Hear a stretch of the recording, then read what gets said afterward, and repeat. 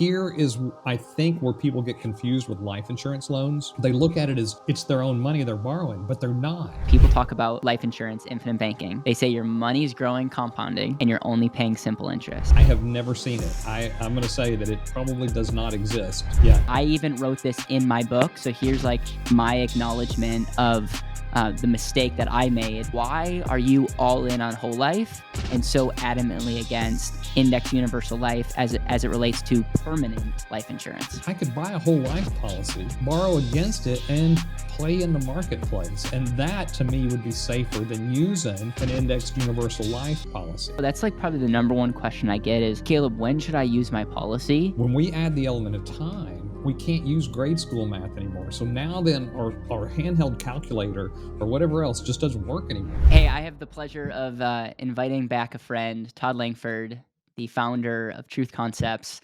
Todd, I've said this every time I get to have you be a part of what I'm up to, whether you're speaking at an event or on a podcast with me. My conviction and competency skyrocketed after being introduced to you, going to truth training, watching your videos, and I'm just forever indebted and grateful for the work that you're doing.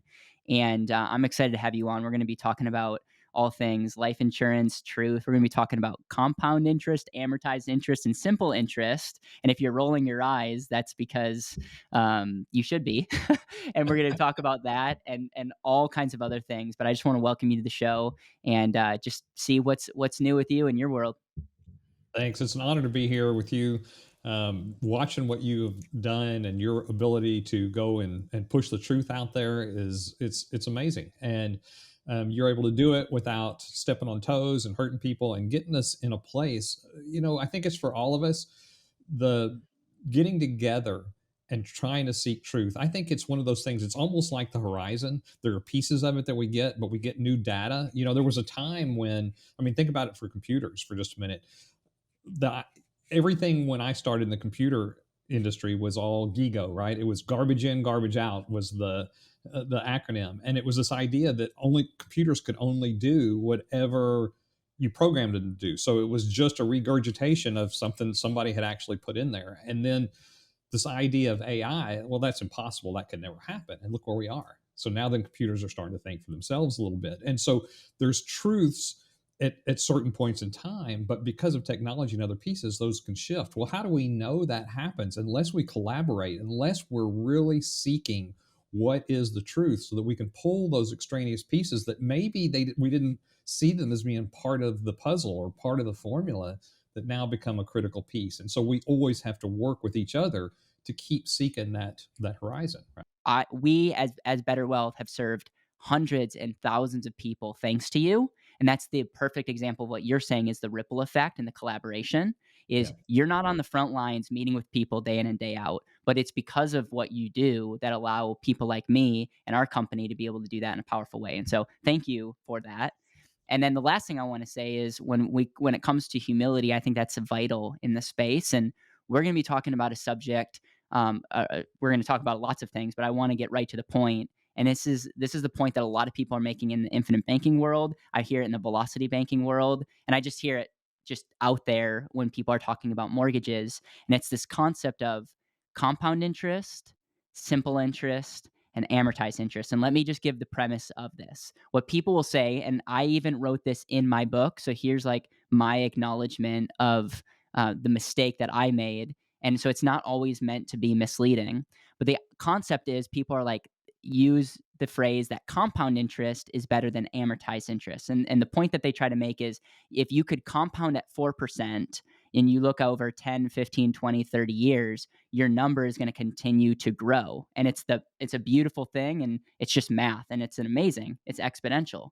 And what they say is if you look at someone paying down a mortgage, like a 4% mortgage, you see that the interest rate is way less. And so you could say that a 4% compound is better than a 4% mortgage. And like you should compound your money, i.e. put it into life insurance and use a 30-year mortgage. And like you can use those math pieces, which are deceptive, which we'll talk about, to prove a point. Now, I still stand by you should fund life insurance and not pay off your mortgage faster. But that still isn't right for me to put things in the book that weren't weren't accurate. So I'm actually rewriting the book in certain sections, and that's mainly the only reason is so that I don't indirectly continue to promote something that is not true, because I've heard many people talk about compound interest, amortized interest, simple interest, and internally I roll my eyes, but I was once there, and so I know I'm saying a lot, but I want to set the stage for you to kind of take on the why is this so misleading and what should we be saying in differently going forward. Sure. So, what you're talking about is difficult for the average person to get their head around because really, so if you go back in time, when you were in grade school, everything was about right now. 2 plus 2 is 4, 3 plus 5 is 8. All that's true when everything is about now. When we add the element of time, we can't use grade school math anymore. So now then our handheld calculator or whatever else just doesn't work anymore. We have to have a financial calculator to be able to include the time value of money whenever we go beyond a day, really, right? And so everything happens. And so when we look at interest, and that's why interest is so misunderstood. And I think it's to the advantage of the financial institutions that it's misunderstood because they know how to use it, right? And some of the things they say to us aren't exactly right, especially when it comes to mortgages and other things. But the idea of opportunity, which really is a function of time value of money, right? Most people can see that going into the future. Like if we compound out an asset, as you said, so we have money in an account, we see it grow, we understand, hey, it's growing faster and faster. It's actually exponential, not linear on its growth because we're earning interest on our interest. And as that interest gets bigger and bigger, it's more and more. And so it's the curve is actually rocketing upward. What's hard for people is to realize that costs are just opportunity with a negative in front of it, right? It's going the other way. And when we have time, the same thing that pushes stuff up in the future also pushes stuff down exponentially from a cost standpoint. And so, what we often see in analysis and financial analysis is the application of the time value of money in the accumulation of assets, but the costs that are associated with that, usually that part is left out and people just add up all the pieces even though it's over 30 years or however long. And so those are two different things. It's comparing apples and grapes. I mean, they're not even in the same category, right? They're completely different, and yet that's where people are getting their analysis from. And it's the same thing that happens in the example that you gave with the amortized schedule. And so people are they're compounding an account, say at 4%, and looking out there in the future of how much it grew, taking advantage of the time value of money and that exponential curve. But then when they look at the flip side and say, well, what about the debt side? They're taking the cumulative interest and just adding it together instead of understanding that no, when we took that interest out of an account, it lost exponentially. And where it's really hard to make that leap for a lot of people is because they're not taking it out of an account. They're taking it out of income. And what they don't realize, taking it out of income is the same thing as not putting it in that account and getting that other growth on it, right? And so those have to be analyzed together. We need to compound both situations. And when we do that, we're going to see that the difference is not what people have been told often. And that falls into the simple interest side too. What is your definition of opportunity cost? Because I believe that's going to open up a door for us to flesh this out a little bit more. Sure. So, and I, just making up some numbers for just a minute. Um, if I had, let's say, term cost for just a minute. Well, term is one of those things that we never we don't want to collect on a term policy, Yeah. right? Because Yeah. that means we died prematurely, most likely, the way term policies are put in force, right? And so, in the best possible situation, term is going to be pure cost, right? And let's say that term insurance is $1,000 a year and it's a 20-year level term insurance policy. And so over 20 years, we could say, well, that costs us $20,000.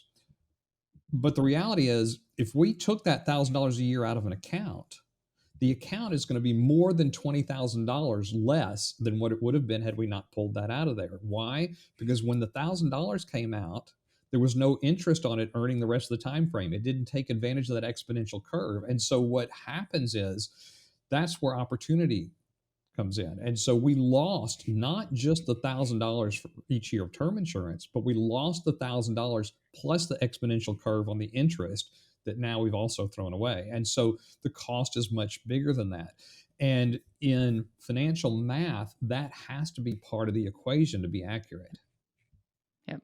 I think and that's been one of the biggest epiphanies for me is every decision that I make doesn't just has a cost today, but has a lifetime or generational cost.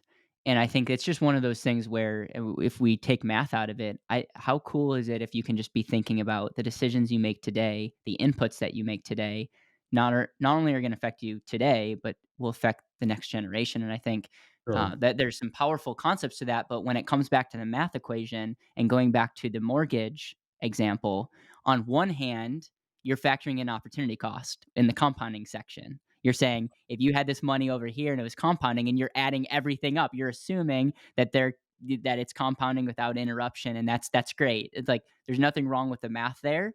The problem is when you look at the paying down the mortgage, your interest rate might stay the same, but now if you just look at the interest that the bank would get, it's smaller and smaller each year because your balance is getting smaller and smaller.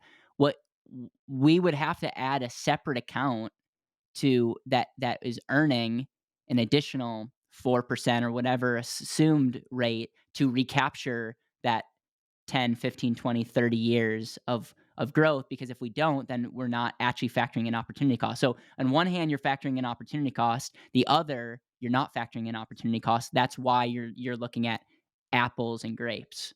Right.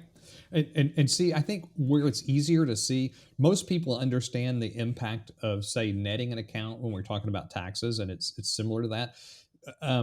And a lot of times the banks will encourage you not to net. In other words, don't take money out of the account because the account will grow faster if you don't pull money out to pay taxes on the earnings on the account, right? And so people pay the taxes from another pocket somewhere and they lose focus of, yeah, but that money came out of the opportunity to earn something in another place, right? It's the same thing. So ultimately it is all net.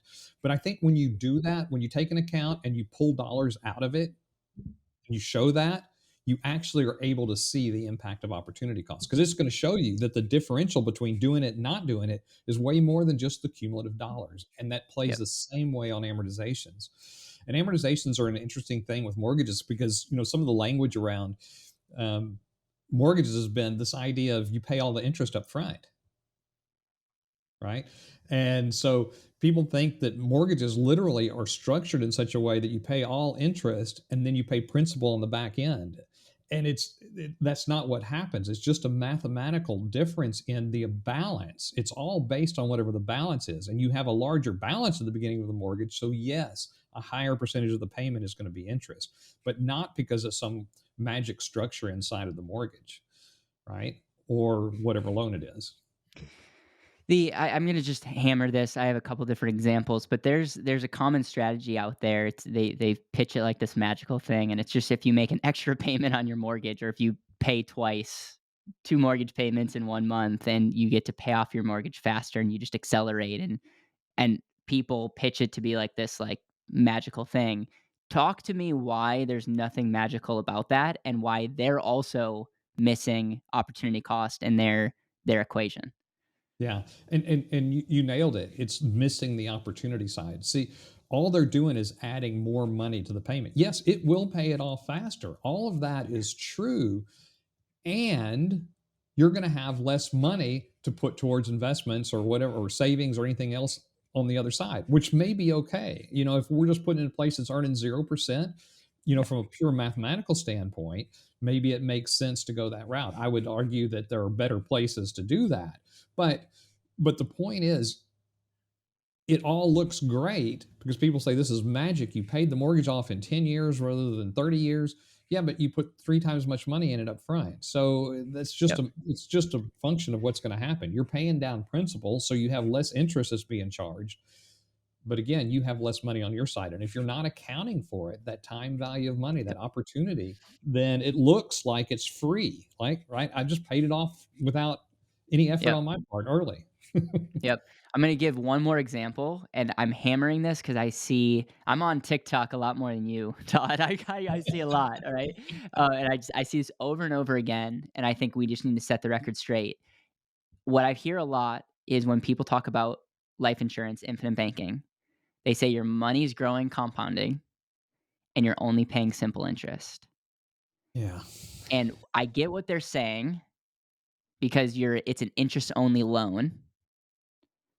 And so there's some flexibilities and some benefits that can come with that. But why is it misleading to say it's simple interest?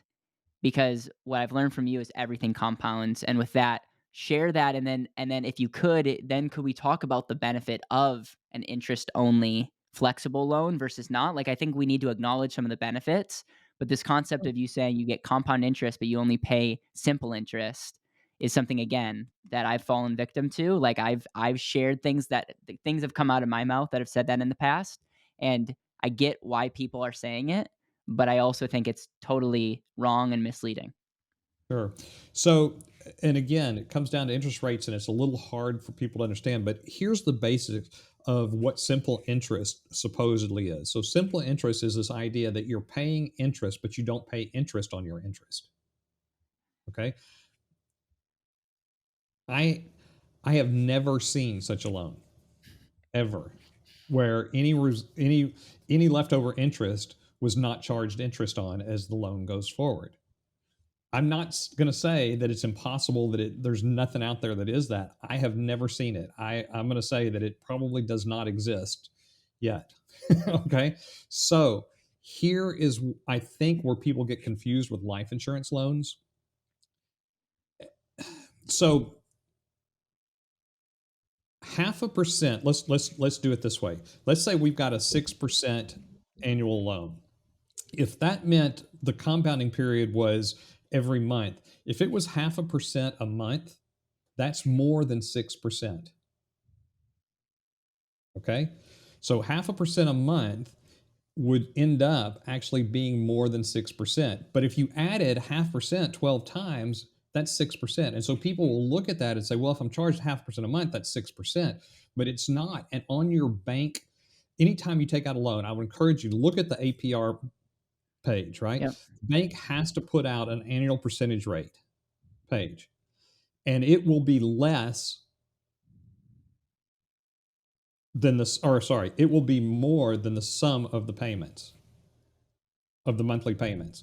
And the reason is because each of those 0.5 points compounds each month. Yep. And so it has compound interest each time so that the annual is more than that. And that's why the bank has to put out the APR to say, if you paid annually this amount, this is what the rate would be. And it's going to be a different number than the sum of all those compounding periods. Okay, so now fast forward to life insurance. And the rate that we get from an insurance company is the APR. So people in their mind automatically call that simple interest, and that's, I think, where the disconnect is. And it's incorrect, because if you don't pay the interest, then you're going to be charged interest on the interest at that rate. But if the insurance company is telling you they're charging 6% as their loan rate, that's the APR. It means that each of the compounding periods is less than that time frame divided by those number of days. So if they were saying it was 6%, then you're being charged less than 0.5% a month on that loan. And so people push that to mean, oh, that's simple interest, but it's not. And one of the other arguments on the life insurance side is, yes, but if I pay my interest each year, then they're not charging me interest on the interest. So that makes it a simple interest loan. No, it's structured as a compound interest loan. Let me put it this way. If I pay my interest on my credit card every month, are they going to charge me interest on my interest? No. So does that mean my credit card loan is a simple interest loan just because I choose to pay the interest each month? No, it doesn't work like that. Unfortunately, every loan is a compound interest loan. Whatever interest is there, you're going to get charged interest on that interest if it's not taken care of. And so that's just the way loans work. So this idea of simple versus compound is not there, but the APR that the insurance company charges, that is the actual APR. or comparing to a credit card, a lot of times people will say 1.5% a month. Oh, that's 18%. It's not. If you do the math, it's actually 19.6, somewhere along in there. Yeah, and if opportunity cost wasn't a thing, we could probably get away with that. But just like you said, everything compounds, and so if you don't pay your life insurance loan next year, your interest is going to be higher because it's not just the original balance, but now they've tacked on the interest to that. And if you do pay that interest only, well, what's the opportunity cost of what that money could have earned? It's just going to pay the interest, and you're not factoring in over the next 15, 20, 30 years what that could have earned. And so I appreciate you sharing that. We're going to chop that up, and that might just live on our Better Wealth channel. And I'm going to just point people to that all day long if I hear that, because I do think there's some powerful things. I know that you're going to be coming and speaking at an event that we have in June, and I would love for you to have a little section on that, because I think that that will really move the needle with so many people. Anything else that you want to say as it relates to that? Versus, we can start talking about different things. That was one of my like selfish endeavors, is to make sure that we could talk about this, because you're one of the only people I know that can articulate in a way that's not just fluff. Well, like I say, that's a difficult place, right? I have done, hour-long meetings on how interest rates work, not just with the general public, but with advisors as well. Even though they're in that business, it's still a hard thing to grasp. And the interesting thing is, there are those that know how it works. And the Federal Reserve, they know how that works. They use that differential in interest rates to make crazy amounts of money. And we see it as very small differences, say going from 5% to 10%. Well, that's only 5%. No, it's 100%. And that is a hard thing for people to get. And so it's an interesting place. And yeah, I'd love to do a section with the math there, where people can actually see how it really works, because it's hard. Yeah, you don't have your sidekick in in today's interview, but it's like it's even more powerful when you see things math. And so we'll make sure to keep all of you guys in the loop as it relates to us creating more content.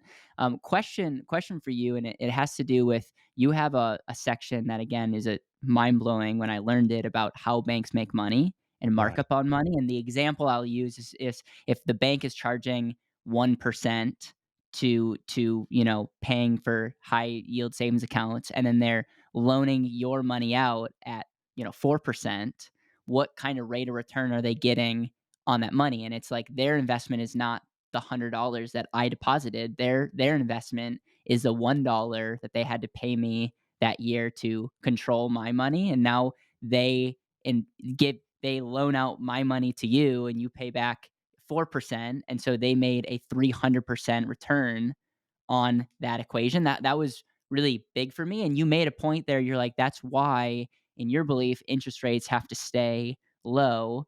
And now we're seeing interest rates be high with the Federal Reserve. Everything that you know to be true about banks printing money, our national debt, which we're carrying a lot more interest on. Like, what do you think is going on? And is there anything that you want to do from fleshing that out, like from someone who wants to take advantage of opportunities? I'm not asking for financial advice or predictions. I'm just saying, like, are you kind of shocked where we are with interest rates? And do you believe, because of that math, interest rates have to come down just because of how banks and the Fed work? Yeah, we're already seeing it, right? Mortgage rates are starting to turn back down again. We saw a 30-year mortgage rate like 7.3 a few months ago, and now it's like 6.3. So they're seeing what the impact is on people's psyche, and how they're stopping that flow of money as a result of the interest rates being too high.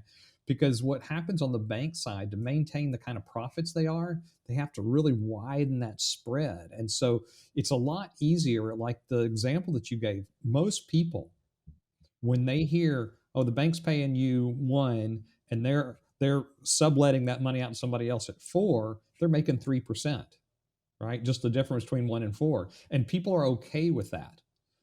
The reality is, it's much more profitable at the low end for the banks with those small differentials, because like you said, that's a 300% profit, right? And so because they don't have any money in the game outside of the rent cost on those dollars, and it's something that we as consumers, if we could just understand that, we could apply that same thing to our lives. We could act like banks in those situations and understand that arbitrage between rates. When that rate gets large, so if we go, think about this, like when we saw CD rates back in the 80s that were, actually When getting you double saw digits CD rates in barely. the 80s, I I wasn't a thought back then. So yeah, Yeah, let's and set the record straight. Yeah. some of us, yes. But When we Todd saw in his prime in the 80s were buying CDs. Yeah. but in order to maintain those profit ratios, if CD rates are at 10%, they're gonna have to be charging 40%. Okay. And it's still the same profit from the bank standpoint, from a ratio standpoint, but we would see that difference, right? It becomes more obvious at those higher rates because the bank has to really widen that spread. And if we don't understand interest rates, we see that as a totally different situation. And so at the lower rates, the banks really, I think, have a bigger advantage, just because people don't understand them. So big picture is you see rates coming down for the macro reason of um, the banking institution, the Fed, and the cost of the national debt all are way cheaper when interest rates are lower. Yeah, they're making more money as a percentage, and that's what we have to understand. It's not the spread, it is the ratio of interest rate to interest rate that makes the Yep. difference. And we can see that if we break it down into dollars, and that's what people don't do. So let's think about this a little differently. Just in that same example that you had there of the 1% and 4%, Yep. let's look at it. If we base that on $100 for just a minute, then what we're talking about is $1 to $4, right?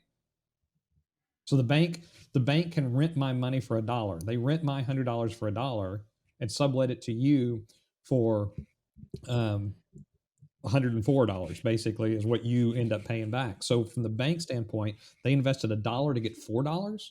Wait a second. Now we're not talking about percentages. We can actually see what the profit is. And if we're any retail business and we can buy widgets for $1 and sell them for $4, we don't call that a 3% markup, right? That is what's going on. And the financial institutions are marking up money, but they're doing it with interest rates, and people don't understand how that relationship works. If they would put it in dollar amounts, you could see it. But again, that's just not what people are wired to do. Yep, that's so good. That's so good, and that has really helped me have understand like how borrowing against your life insurance, when to borrow. That's like probably the number one question I get is, Caleb, when should I use my policy?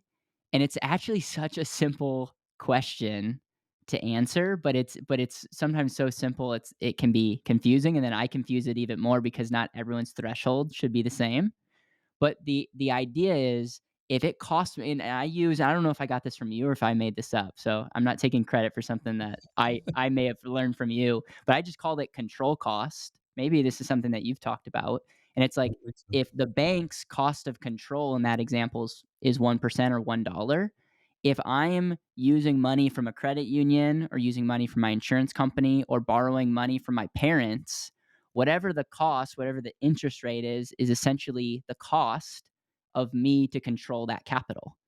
Right. And so if it's going to cost me, you know, $5 and now I'm using that money taking on risk to earn 4, well, I just lost 20% on that equation. And there are people out there that are teaching because infinite banking has compound interest, you can do whatever you want and you're winning because your money's compounding. And unfortunately, the math doesn't back that up. And so what I've just really encouraged people is whatever the cost of controlling your money is, that's like the baseline, and know that that is the ultimate, like whatever you use your policy for, know that like if it doesn't eat get that or more, like you're technically mathematically not ahead. So you have to understand that there's a cost to everything that we do, which I love that because when you use cash there's a cost, but we don't always see that. Right. Opportunity cost kind of goes out the wayside. And then the thing that I do that complicates things more is just because you can earn maybe more than 5% doesn't mean you have unlimited money. So make sure that whatever you do with your money is the right thing. And what I would rather do, and this is where I confuse people, is I wouldn't use my money to earn a couple percent spread, even though the math backs that up, because I want to be able to say yes to the home runs or the crazy great relationships or the business opportunities. So for that's just my investment philosophy. That has nothing to do with math. It's just I want my value for control and opportunity is a lot higher than maybe some other people. I just probably confused every single person that's watching this video. So why don't you say it in your own way? But I just wanted to give you like my philosophy when it came to when you should borrow, and kind of my math is number one, and then number two is what's the cost of control for you, or what's the value of control when it comes to what you do with your money.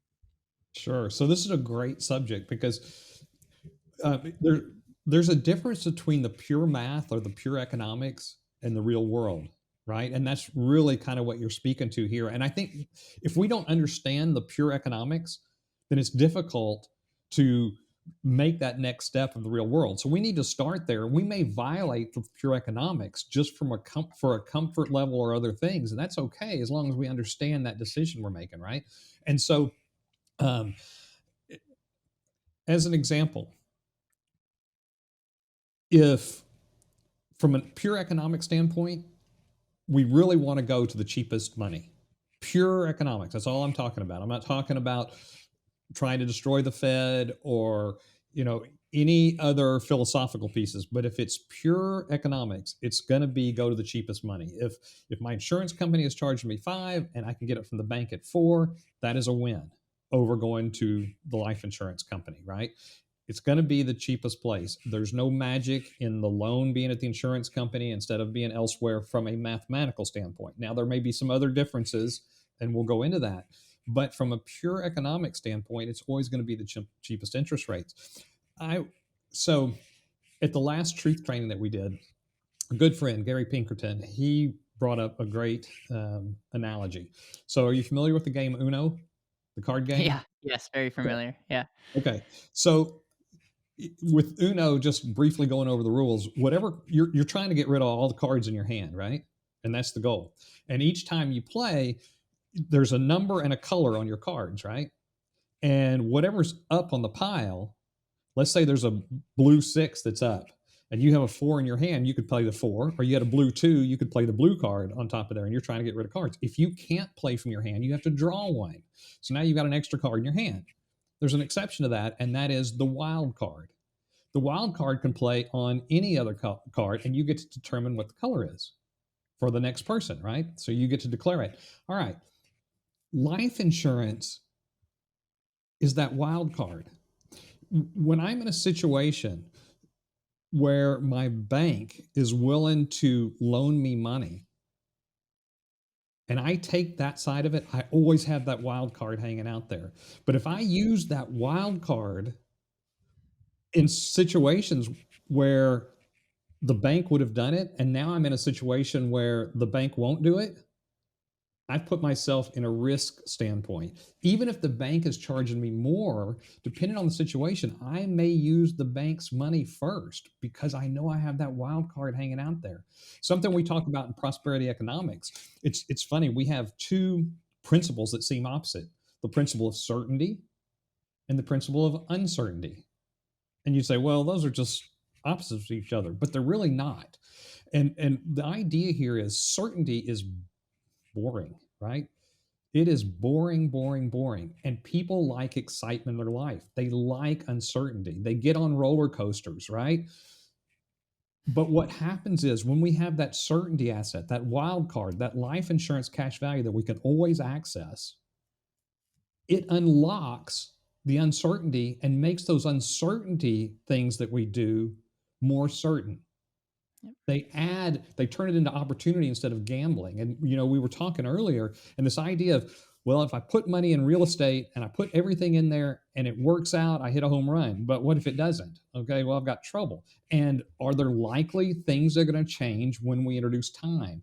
Have we seen times when rents were high and all of a sudden nobody is renting? I mean, all of these things, even though it looks good on paper, if we're caught in one of those time frames and we're short on cash, we've got problems. But if we have that certainty asset over there, now it unlocks that and it gets us through those tough times, so that now then all we see are the upside. So certainty assets unlock uncertainty, spice of life, those things that we want to do. And going back to the roller coaster analogy, it's like you get on a roller coaster because you like the fun and all that, but you always put the seatbelt on, don't you? Yes, yes.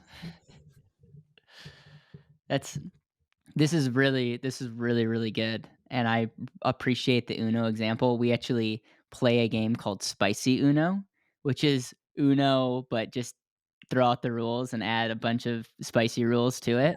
And what's interesting is the one of the best ways to win. I'll use this example. You sign a card when you win, so you get to see over time who's the person that plays their last card. You know, wins, Oh and wow. almost everybody holds on to wilds at the end, because it's if you're sitting with one card and it's like people want to try to like crush you, and you want to be able to give yourself as many options. So there will be people that end up drawing or taking other people's cards instead of playing their wild. In Yep. pure mathematics, it'd be better to play my wild and get one step closer to going out. But you're better off taking more cards and holding on to the good stuff. And that's just like that's a common strategy. And so when you were talking, I just took that to the next level, because you know, wilds are such a strategy as it relates to Uno. And the same thing that goes with your life insurance is I 100% agree. I would take higher cost money Yep. for the opportunity, because number one, I have money in my policy that I can utilize to pay off other debts. So in my Yep. head, that's like it just gives me another option. But if I have an amazing opportunity in a business, no mortgage bank is going to give me any type of money. So if all my money is tied up in my home because I'm paying off and I'm being my own bank, now I cannot say yes to that opportunity. But I don't like that opportunity of not being able to say yes. I at least want to be able to vet and say like, "Hey, take I'm going to take some uncertainty, but I'm going to say yes to this," versus not having the option. So, I just think the value of optionality is so important, and every single one of you watching this, it you might value that different. So what Todd and I are not saying is hard and fast, do this, because the math is a really good baseline, but ultimately opportunity cost is not the same for everybody. You have to be able to measure what your 10, 15, 20, 30 year opportunity cost is with your time, with your relationships, with your resources, with your skill sets. And so it's while it can be frustrating, but it's also like one of the coolest things when you start understanding opportunity costs and then applying it to your own life. Anything else that you want to say before we jump into the exciting topic of life insurance? No, I just think this is really a critical piece that a lot of people miss. And so, for some people, it's going to be a letdown. It's like, oh, I'm not going to my life insurance policy. No, it should be exciting, because what it's done is it's secured all these other things so that you sleep better at night. And like you say, you're in a position to take advantage of a potential home run if it comes along, because Yep. your money's not all tied up. And so even though you may be paying more in interest rate with the bank than with the insurance company, there are times when that's an optimal situation from, again, the real world, not from the math, right? Yep. I want to cover two other things. I don't know if you have a hard stop of the hour, but we'll try our best to get this thing knocked out. Good. First question I have is as it relates to internal rate of return. And I've been on a kick lately. People talk about arbitraging. They make it sound like you're making more money in your policy than what you're using it. And that's just, in my humble experience, that's not something that we should be promoting, especially if you're talking about whole life insurance.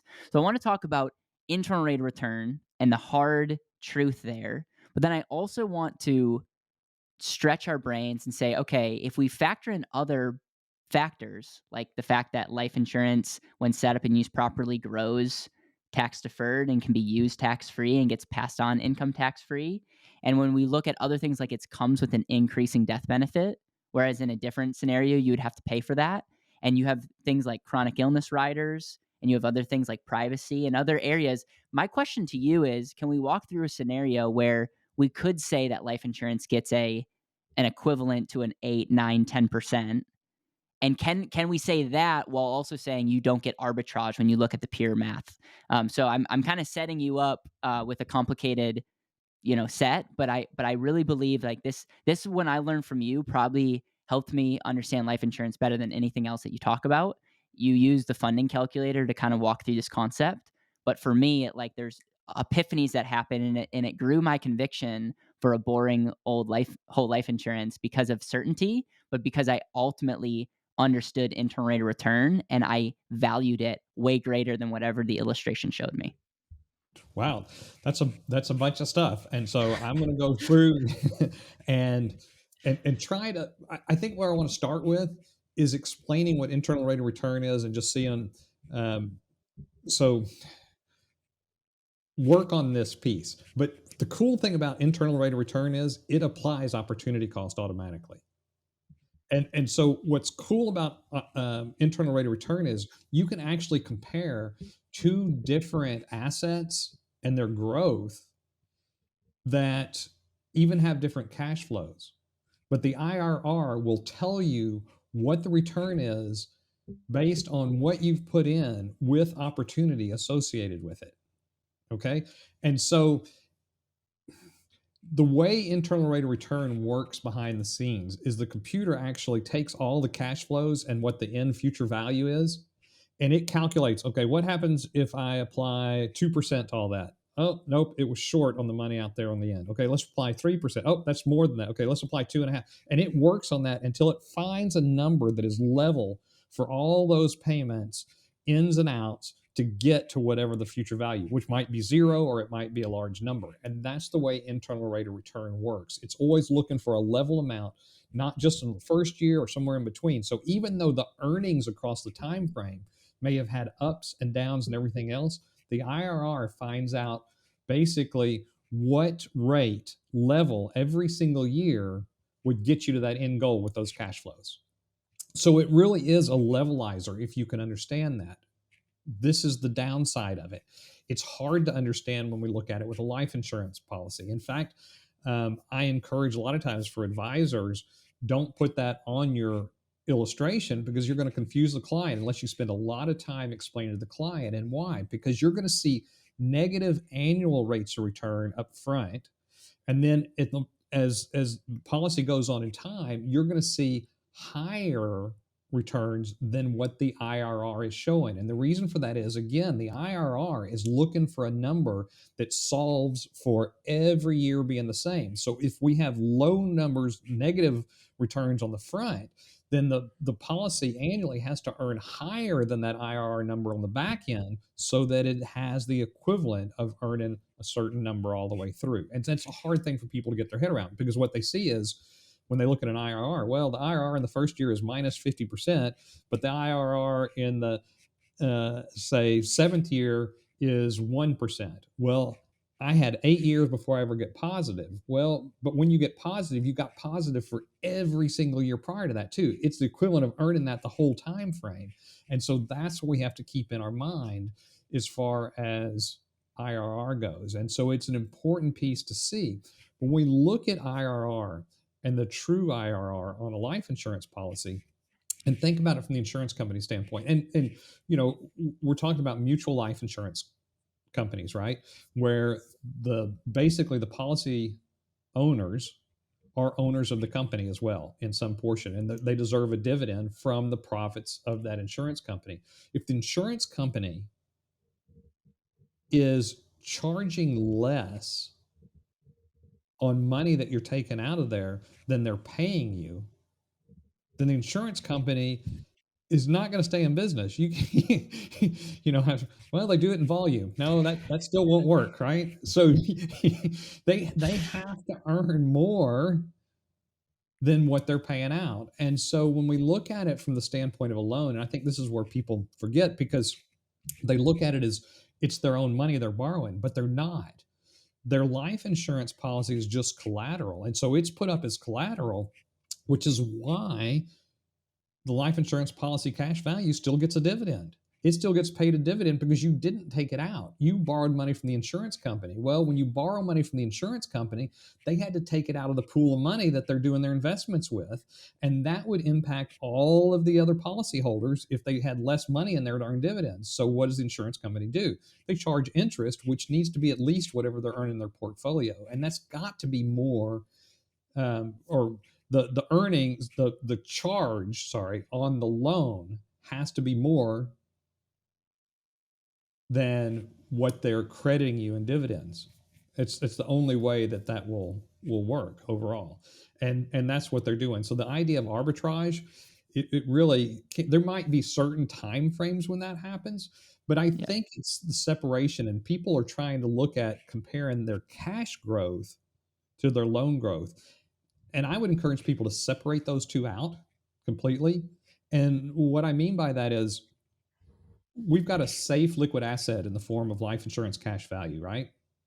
We can ask, it's got reserves behind it, it's got all these pieces. So it's a safe liquid asset, which really applies to savings vehicles. It's not an investment from that Yeah. standpoint. It's really a savings vehicle that we could use to buy an investment, as our earlier examples.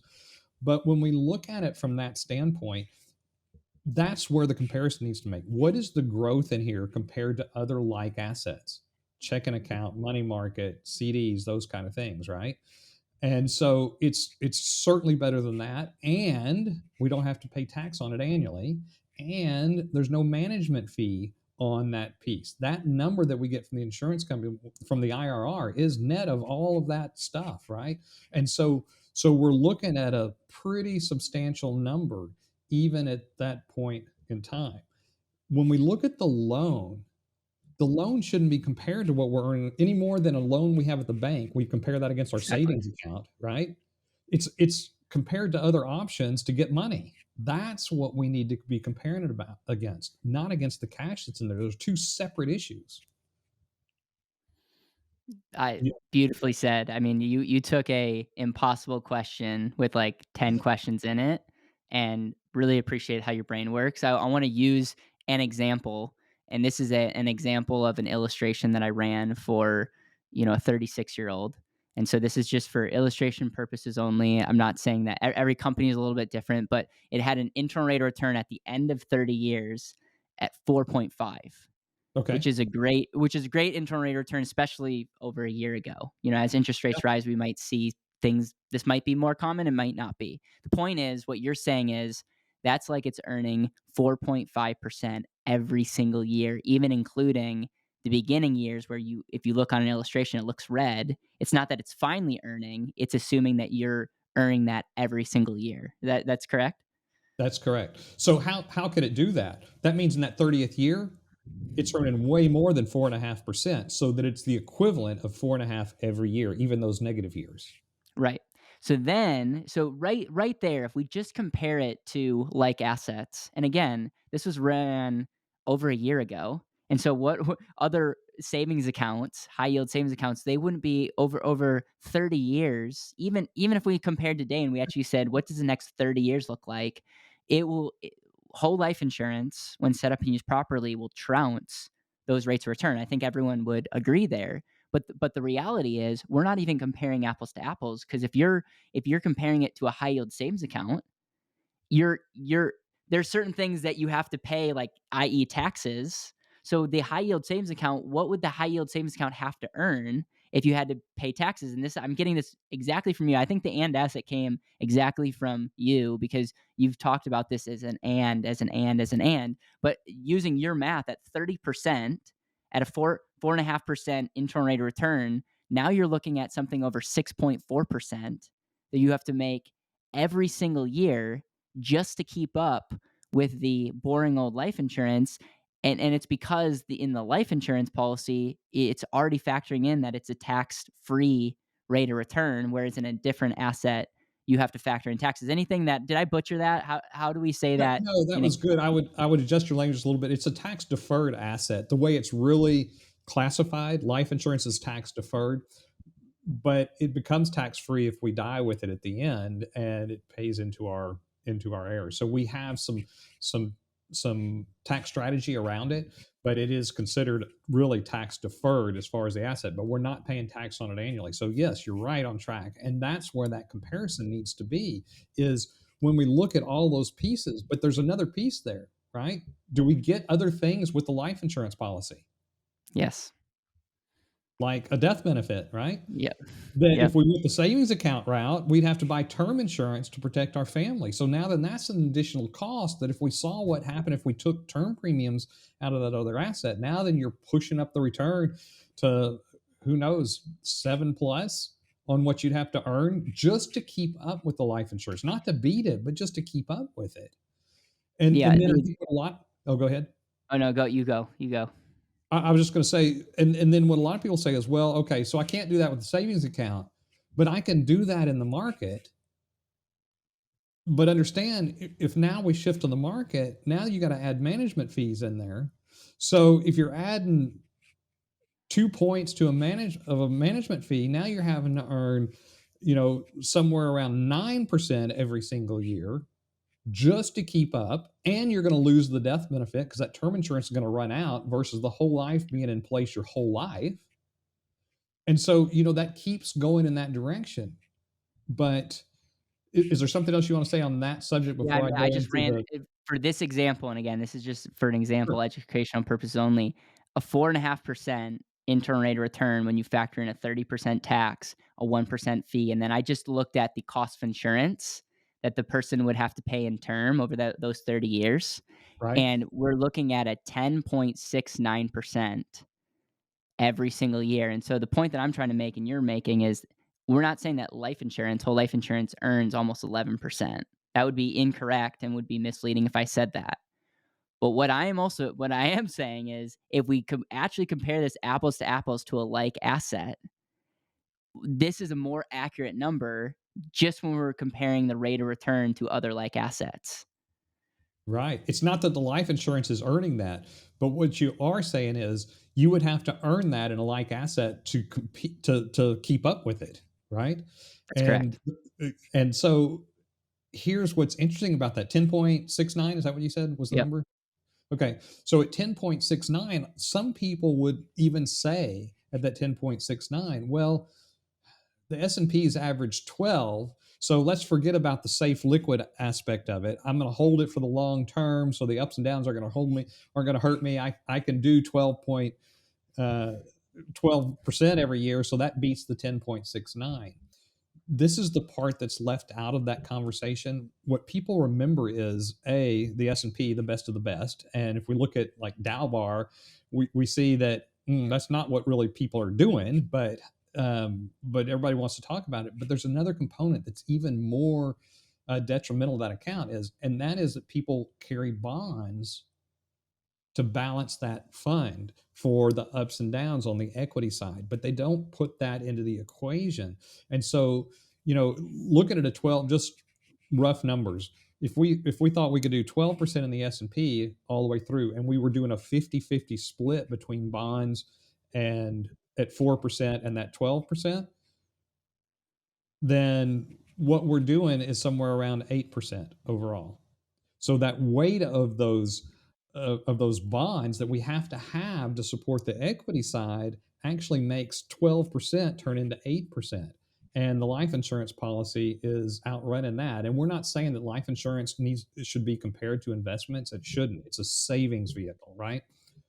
But it is interesting how closely the return relates to even, what people expect to do elsewhere.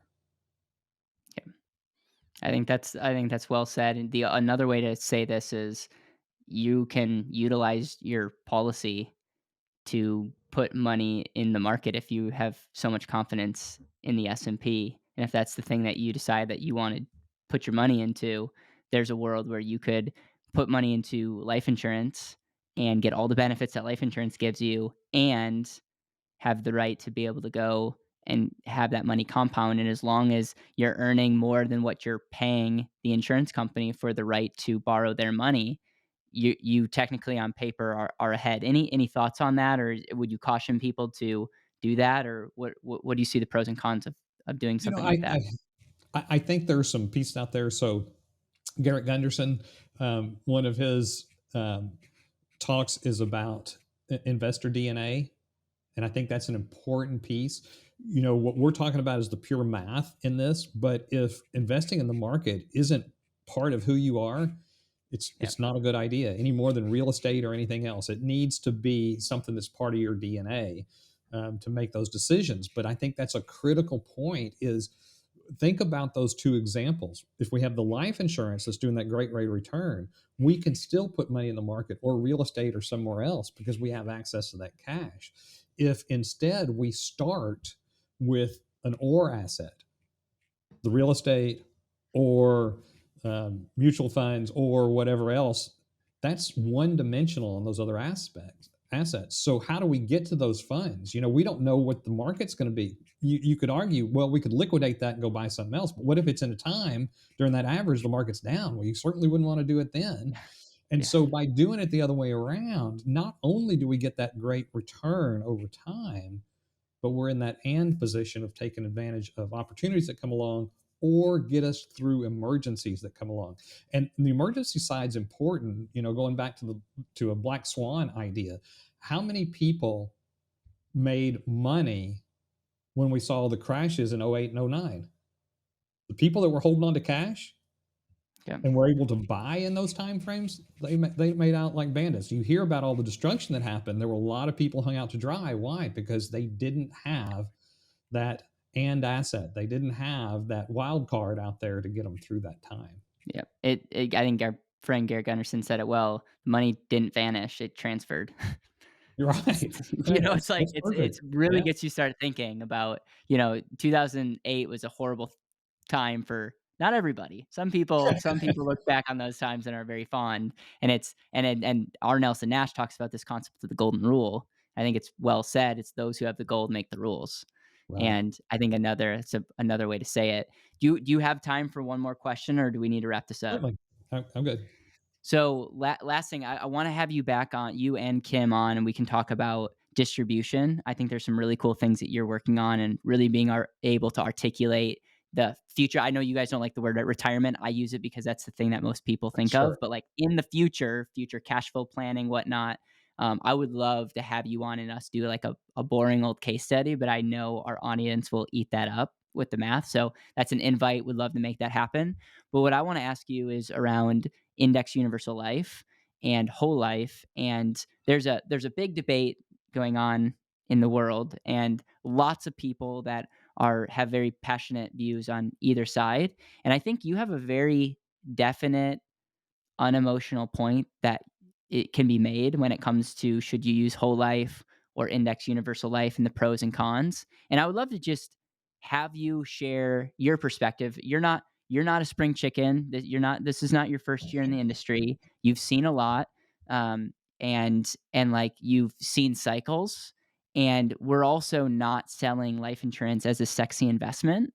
So I think when people that hear our message, they already understand and it's not a big deal. But like there's still like for people that don't understand this concept of a safe and asset and all the things that we talked about, there's this shiny factor that index universal life is.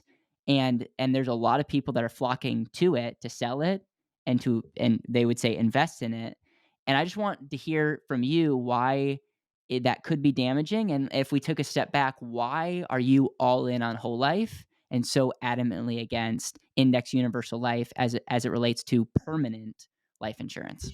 Okay, great question. So here's the big picture. There's lots of pieces to it, but I think the main thing is, so Norman Baker, my mentor, told me something 30 plus years ago that I always remember, and that is there are no deals in the insurance industry. And what he meant by that was everything is a trade-off between cost and risk for the insurance company. And let's take that at an extreme. Why is term insurance so, quote, cheap? It's not really cheap because we hope to not collect on it, so it's all cost. But the premiums are very inexpensive compared to whole life premiums at the other extreme, right? Why? Because of the risk for the insurance company. When the insurance company has somebody go through underwriting and they know their health and they give them a term insurance policy, it's very unlikely that the insurance company has any risk of that person dying in the time frame that they have the term insurance. Whole life, on the other extreme, the insurance company is on the risk all the way out for their whole life. The premium is higher. Okay. And so those are those extremes. Now we take universal life, and it doesn't matter if it's indexed, it doesn't matter if it's interest sensitive or variable in the marketplace. It's a different product that people have said, and I quote, it's whole life for half the price. Well, it can't be that, because the only way the insurance company can charge less for it is if they have released some risk in some form along the way. And typically that's going to be in the form of the policy will lapse before somebody can use it, or before somebody dies, or those kind of things. And so it's not the index that's the problem. And the index is the sexy part. People say, oh, I get to invest in the market. But if that's really what I want to do, I could buy a whole life policy, borrow against it, and play in the marketplace. And that to me would be safer than using an indexed universal life policy. And the second piece is, when we look at just the index side, people say, well, I get to experience only the upsides of the markets and none of the downsides because it's got a zero floor, say, in the particular policy they're looking at. But that zero floor comes at a cost. And the cost is a cap on how high it can go. So even though the market may do 12, 15, 20%, that cap on the other end might be that the insurance company only credits 7, 8% on the top end. So while they cap the floor, they also cap the top. And what's interesting in running some numbers and just looking at the pure growth, like in the S&P with those caps and floors, the variable policy would actually outperform. Even though it had the negatives, it was able to take advantage of the upsides. It would outperform inside of those caps. Well, the variable policies saw trouble staying in force all the way out. And if they did, and now we've potentially got a reduced amount, I don't see how the indexed ones can make it out there to the time frame. And so now somebody may put money in there all along the way and find out it's not going to get them there. And there's a couple of issues that are there with that. It's the lack of guarantee on that end. And if we go back to the beginning of our conversation and we talk about certainty and what it allows us to do, it allows us to unlock uncertainty assets without taking on a huge amount of risk, because we have that. If we don't know for sure that life insurance policy, that potential wild card, if we don't know for sure it's going to be in place to cover those other things, then how can we leverage that? How can we take advantage of that? Because what if that universal life policy isn't there to lean on? With my whole life policy, the fact that I know it's going to happen, and I like to use an analogy. If you knew in the future you were going to win the lottery, would it change how you spent money today? Yeah. Yes. Okay. With my whole life policy, I know what it's going to do in the future. It's guaranteed to happen. And if I outlive it, then I get it. So if I live past 120, I get the death benefit even though I'm still alive. It's going to happen. Well, if I know that, I can use actuarial advantage, leverage, and leverage that against what I'm doing today, against other assets and other things. I really can't do that with the universal life policy safely. And there's arguments that, well, if you watch it really close and you see what it's doing and make sure everything's timed just right, and when it gets a little off base, add some more money. Okay, do you really want that kind of stress in your life with what's supposed to be the certainty asset? That's the whole point, is taking stress away, right? Yeah, I think if we I that was beautiful, and I appreciate you articulating the way that you articulate. I think if you're looking at index universal life as an investment alternative, that's like, there's not certainty when you invest. It's not 100% certain. There's a chance of loss, technically that chance of loss could be lose everything. I think so. I'm with you. It's like, if you wanna go play that route, great. I think the math would say, and this is where I would agree with all the TikTokers on the other side that all hate life insurance. It's like, don't mix your investments and insurance together because you're not gonna get a great result. I actually agree with them. I think there's a lot of truth to that. But if Yep. you want to do the index universal life as like your investment and you've done your research and that's great, awesome. But the big problem that I've heard you articulate, and it really makes sense to me, is if we call this permanent insurance, which is not an investment and should last our entire life, and now you create something that looks more like an investment than a permanent, safe, certain asset, you give everyone a bad rap when you're 80 years old, and now you're at risk of losing everything in this permanent insurance policy, which majority of people are like, how is permanent life insurance not fulfilling on their promises? It gives everybody a bad rap.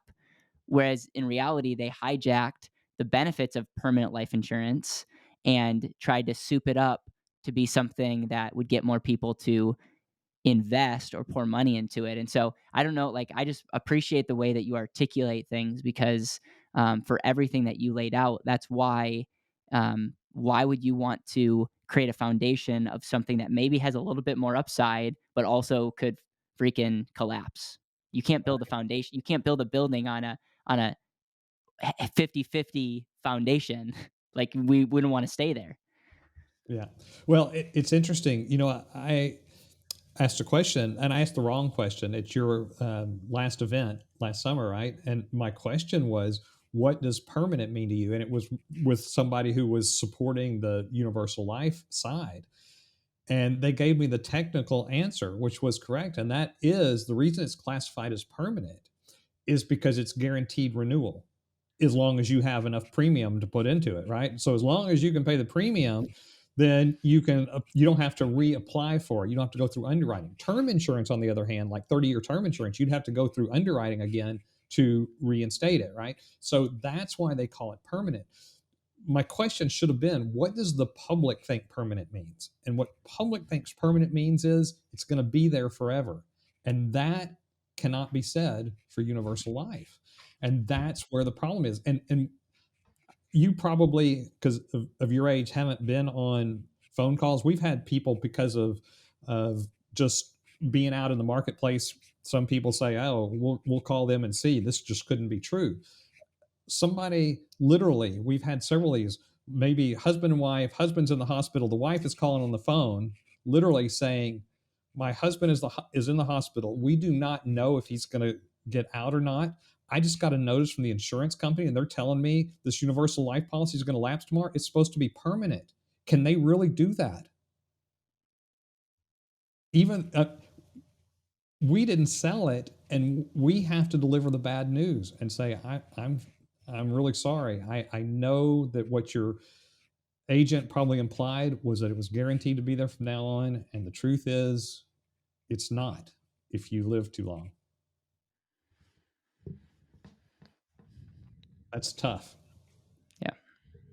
Somebody's put money in there, and you think about the long term. They did without a cabin in the woods with the family. They did all these things to be responsible and ensure that they weren't going to be a burden and other things, and now they find out it's not going to pay out in the end. It's tough. I don't want to be on the end of that. If you're going to use some of the talking points that we used, especially as a foundational asset, make sure that it's actually a solid foundation and not a speculative hope asset. So, Todd, thank you. You were extremely generous with your time. We talked about more than I could ever imagine. You took all my 3-minute questions and made sense of them and created a really, really beautiful conversation. And I look forward to getting this chopped up because I think there's little pockets of brilliance. And I look forward to getting this out to the marketplace. I appreciate you. Thank you for everything that you do for this industry, for this profession. And I look forward to seeing you in person in a couple months. Same here. Thank you for all you do. Appreciate you getting the message out there. That's the way we're going to change things, right? Is educate people. And so this is a path to get that done. So thanks for allowing me the time to talk about it. It's my passion. All right, guys. I have links down below, a link to your YouTube channel and also your website. And I would highly encourage you, if you're a financial professional, to check out Todd, Truth Concepts. There's a lot of exciting things to come for this new year, so just stay tuned. And with that, have an amazing rest of your day.